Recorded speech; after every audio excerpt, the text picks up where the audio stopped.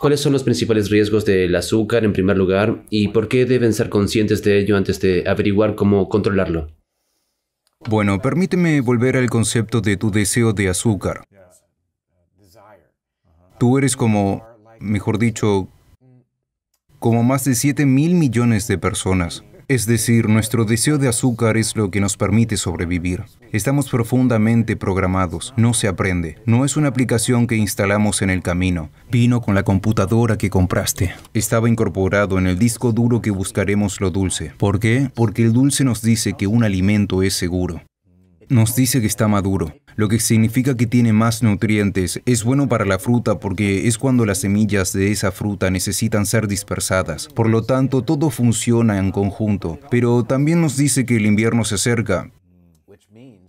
Por lo tanto, le dice a nuestro cuerpo que cambie el metabolismo y comienza a producir y almacenar grasa.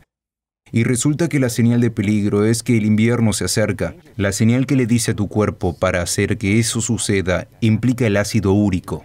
Y esto es algo que le sucedió a nuestros ancestros alrededor de 14 a 17 millones de años cuando la Tierra se enfrió. Ciertos primates que desarrollaron mutaciones en los genes que se ocupan de una enzima llamada uricasa que descompone el ácido úrico, desarrollaron mutaciones que desactivaron esa enzima, por lo que no podían descomponer el ácido úrico.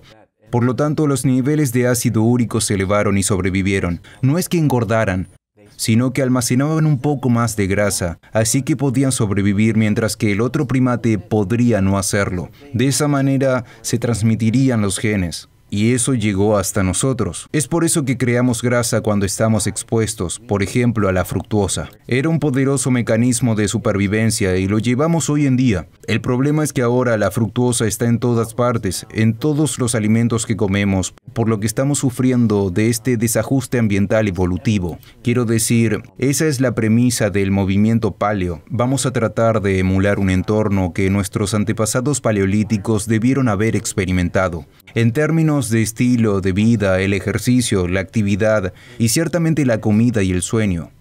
Por lo tanto, no es que el gen sea necesariamente malo. Es el contexto actual el que bombardea esa vía genética con la señal que dice más vale que engordes y que lo hagas rápido porque se acerca el invierno y tienes que estar preparado. Tienes que poner algo de grasa. Necesitas elevar tu nivel de azúcar en la sangre para darle energía a tu cerebro, porque no va a haber comida. Necesitas tu cerebro para poder buscar y encontrar algo de comida. Ese es nuestro as en la manga. Es nuestra mejor carta. Entonces, es por eso que hay todo este entusiasmo sobre la relación entre la fructuosa, el metabolito que es el ácido úrico, haciendo más azúcar, haciendo más grasa, y realmente esto juega un papel importante en nuestro caos metabólico. ¿Y cuánto afecta el azúcar al cerebro?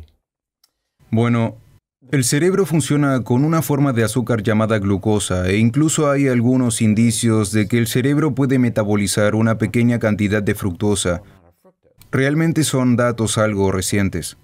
Pero el cerebro no tolera ningún grado significativo de alteración de nuestro metabolismo, entonces es lo que yo llamo caos metabólico porque esta alteración de nuestro metabolismo establece el escenario para la inflamación. Y esa es la piedra angular del deterioro cerebral. El Alzheimer es una enfermedad inflamatoria como la enfermedad de las arterias coronarias, la diabetes tipo 2, la obesidad. Estas son condiciones inflamatorias. Entonces, el Alzheimer es en gran medida el cerebro en llamas. ¿Qué es lo que significa la palabra inflamar? La inflamación. Estar en llamas. Así que tenemos que hacer todo lo posible para intervenir y apagar el fuego. Y para prevenirlo también. Sí, y para... Por lo tanto, no llega allí. Ha habido casos, para no salirnos del tema, pero ha habido casos de personas con... ¿Ha habido casos de personas que han tenido Alzheimer y lo han revertido? ¿Ya es posible eso? ¿De verdad? Hay libros escritos sobre ello. De hecho, escribí el prólogo de un libro del Dr. Dale Bredesen, que está aquí en Los Ángeles, en la UCLA. Y él lo ha revertido en más de un centenar de pacientes que han... Vamos. Oh, absolutamente. ¿Etapa temprana o como...? ¿Temprana o moderada? Sí. Wow. Sí, ha conseguido que la gente vuelva a trabajar, así que vivimos en el mundo de la medicina occidental de la monoterapia. Y vamos a crear una píldora mágica para usted que le quitará la diabetes, por ejemplo. Yo estaba dando una charla en Nueva Jersey a 500 médicos convencionales. No sé por qué me eligieron a mí, pero pregunté, ¿cómo se trata la diabetes? Y la gente levantaba la mano y decía, oh, yo uso tal o cual medicamento, uso esto o aquello. Y entonces dije, bueno, ¿qué pasa cuando dejas de usar esa medicación? Y dijeron, bueno, es 1 o 2 días, los azúcares en la sangre suben. Así que hice la pregunta, ¿realmente trataron la diabetes? Y entonces presenté datos de una doctora, Sarah Hallberg, donde el uso de una dieta cetogénica restablece la sensibilidad a la insulina y la gente no necesita medicación. Investigación publicada, ese es el tratamiento. Así que, de nuevo, no estamos tratando la diabetes con el medicamento y no tenemos un medicamento para el Alzheimer. No existe, ojalá existiera. Sabemos lo que pasó con este fármaco Aduhelm, que salió en febrero del año pasado y finalmente la corriente principal de la neurología dijo, ¿sabes qué? Esto no está funcionando y desafía la noción de que esta acumulación de beta-amiloide es la causa del Alzheimer. Volviendo al Dr. Bredensen, él ha identificado 36 entradas diferentes que pueden afectar al cerebro de diferentes maneras e identifica en cada paciente. ¿Qué es lo que se interrumpe? Es la energía del cerebro, es decir, la incapacidad del cerebro para utilizar la glucosa como combustible. ¿Es la inflamación? ¿Es tóxico? ¿Es una infección? ¿Es un traumatismo previo? ¿Qué está pasando en el cerebro? Vamos a trabajar en eso. En lugar de una píldora de talla única para todos, vas a tomar esta. Y he aquí que vas a mejorar. Así que es un cambio de paradigma y yo estaba en la introducción de su libro o el prólogo, dije, esto es como lavarse las manos antes de atender un parto. Es así de importante. ¿Cuáles dirías, basándote en toda la investigación que has realizado y también con estos otros médicos con los que has trabajado, cuáles serían las 3 o 4 o 5 cosas claves a eliminar o hacer para prevenir el Alzheimer o para empezar a revertirlo en las primeras etapas? De nuevo, creo que lo más importante es darse cuenta de que empieza mucho antes de lo que se piensa. ¿Qué tan temprano? 30 años de los síntomas clínicos, por lo menos. Eso es lo que nos dice nuestra revisión paritaria de los estudios, y te diré por qué. Porque un estudio que apareció en una revista Neurology creó lo que se llama puntuación compuesta de inflamación,